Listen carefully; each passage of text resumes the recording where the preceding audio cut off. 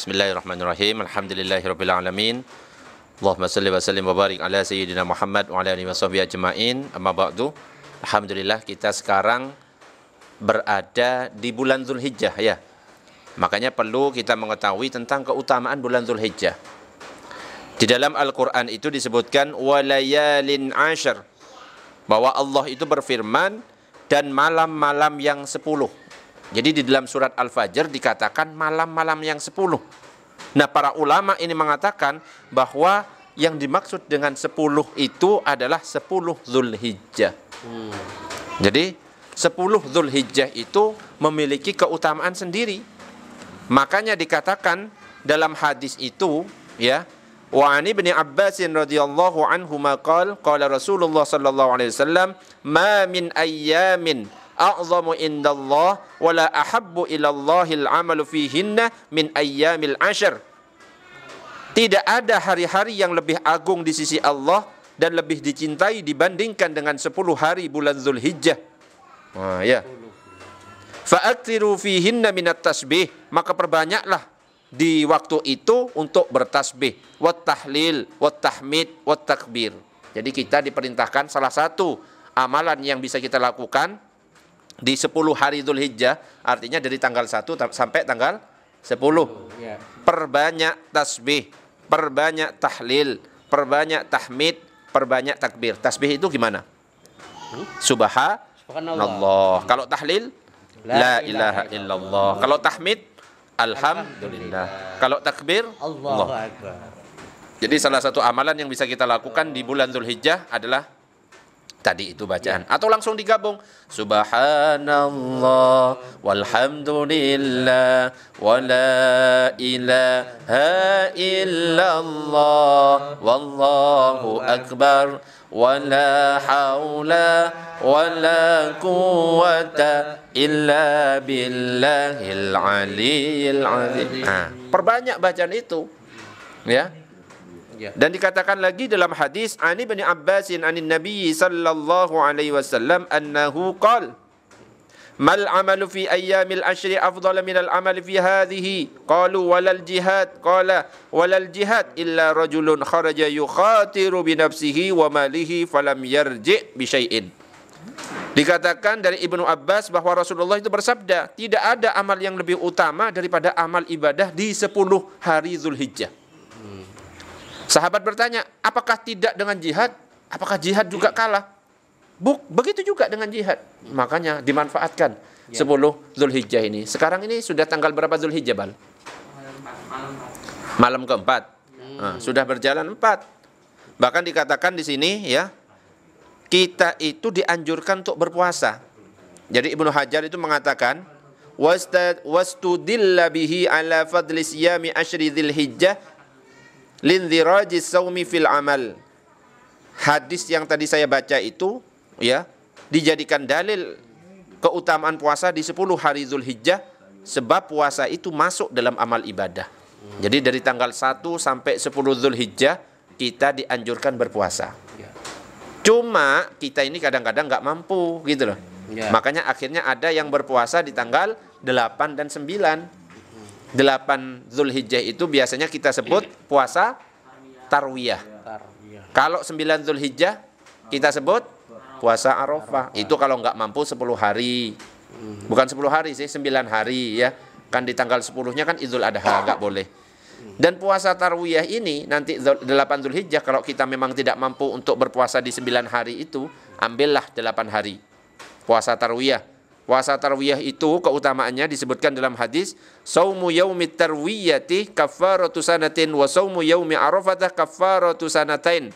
Puasa hari tarwiyah 8 Dzulhijjah itu menghapus dosa setahun. Jadi kalau kita puasa maka dosa setahun dihapus. Sedangkan puasa di 9 Dzulhijjah, puasa Arafah itu menghapus 2 tahun. Jadi kalau 9 Dzulhijjahnya menghapus puasa 2 tahun. Menghapus puasa, menghapus dosa 2 tahun. Nah, dosanya kapan yang dihapus? 1 tahun sebelumnya dan 1 tahun yang akan datang sudah dihapus. Luar biasa ya? Makanya kalau kita nggak mampu puasa tarwiyah tanggal 8 Dzulhijjah, cukuplah 9 Dzulhijjah. Sing penting kita melaksanakanlah minimal puasa Arafah, ya. Oke, ada yang perlu dikomentari?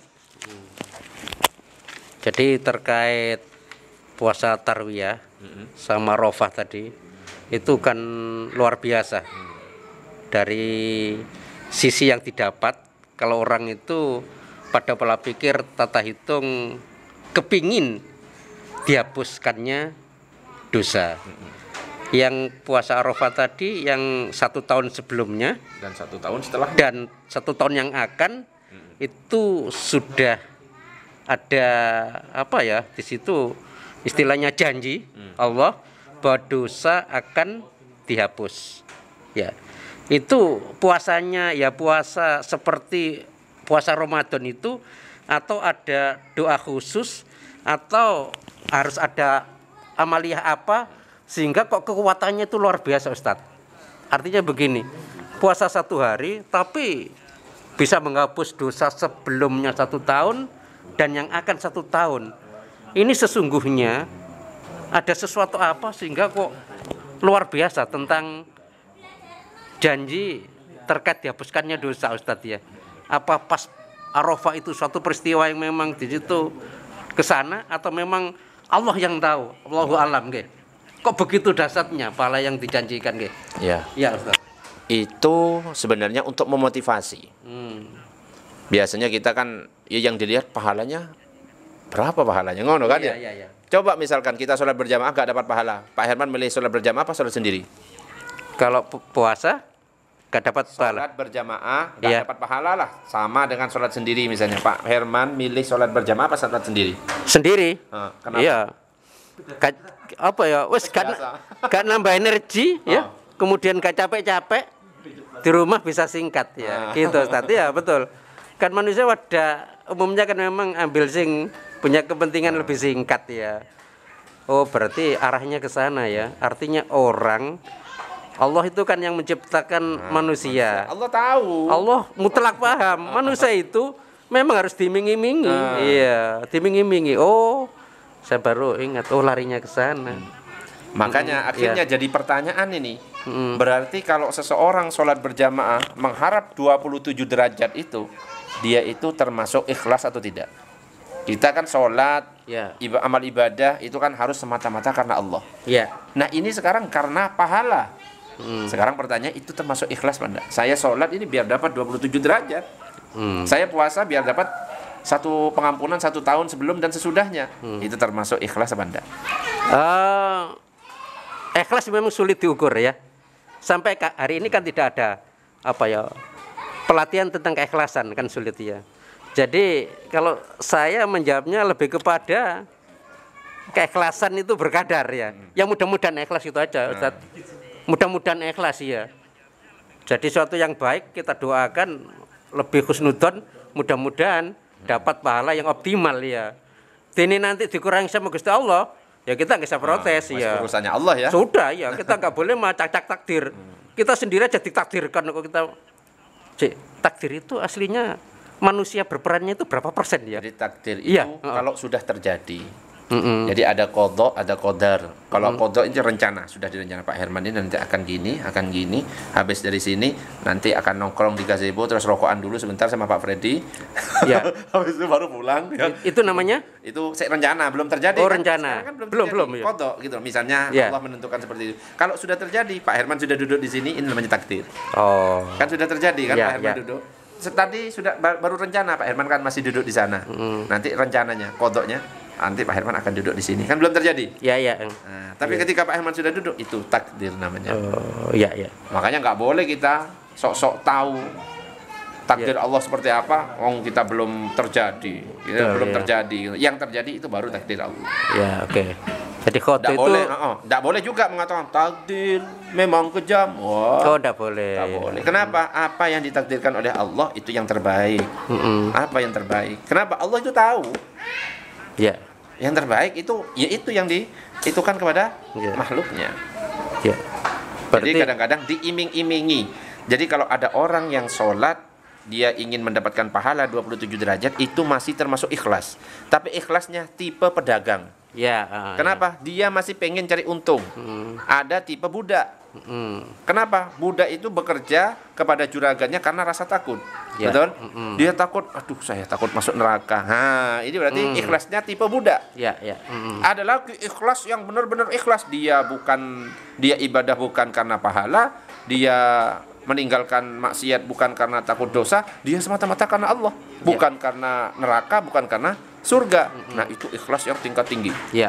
Itu para wali itu kalau kayak gini susah Ya. itu. Kalau kayak kita kan ya tipe budak, tipe Pedagang. pedagang. Iya, oke. Ya. Wah, jadi terkait kodo dan kodir, kodo dan takdir, kodir ya, kodo dan Kodok dan kodar. kodar.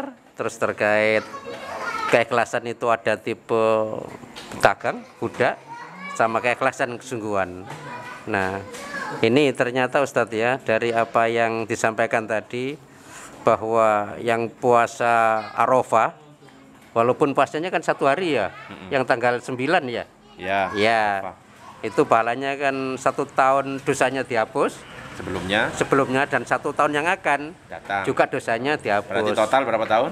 2 tahun. Nah, itu lebih kepada itu tadi. Jadi iming-iming mensemangati bahwa orang itu memang tidak salah diming-imingi. Oke. Itu yang penting Ustadz ya. Oke. Ahmad Husaini. Dan ini Ustadz, ada yang bertanya, ya Ustadz izin bertanya, kalau kita mengqadha puasa Ramadan pada saat bulan ini, apakah kita bisa dapat pahala dua-duanya? Nah, Ya. mengqadha. Mengkodok puasa Ramadan di bulan Zulhijjah ya, karena ada anjuran di bulan Zulhijjah tanggal 1 sampai 10 di antara amal yang bisa kita lakukan kan berpuasa. Ya. Atau misalkan dibarengkanlah sama puasa Tarwiyah atau Arafah ya, ngodoknya. Apakah kita dapat dua-duanya? Bisa dapat dua-duanya. Tapi cara niatnya harus benar. Kalau kita mengkodok, cukup niat kodok saja. Jangan saya kodok sekaligus puasa Tarwiyah, saya kodok sekaligus puasa Arafah, malah tidak sah. Kenapa? Yang wajib itu nggak boleh digabung dengan sunnah. Sudah, iya. Jadi cukup kodok. Karena kita mengkodok niatnya, maka kodoknya kita terbayar. Tapi karena kita melakukan kodok itu tepat di tanggal 9, pas di waktu Arafah, maka kita juga dapat pahala puasa sunnah. Jadi puasa sunnah itu mengikuti sendiri. Paham maksudnya? Ya, ya. Ibarat kita misalkan masuk ke masjid, masjid sudah mulai berjamaah. Kita langsung sholat. Kita sudah ikut sholat berjamaah, dapat pahala sholat berjamaah, dapat juga tertunai juga sholat wajibnya, juga otomatis dapat tahiyatul masjid. Wah. Kenapa? Karena kita sebelum duduk sudah sholat. Jadi manut itu. Tapi lebih banyak lagi kalau kita sholat sendiri, tahiyatul masjid sendiri, baru sholat berjamaah. Paham? Itu Ya. yang lebih afdol. Jadi boleh. Niatnya adalah cukup kodok saja. Lakukan di bulan Zulhijjah, insya Allah dapat pahala kodok dan juga pahala Zulhijjah. Ya.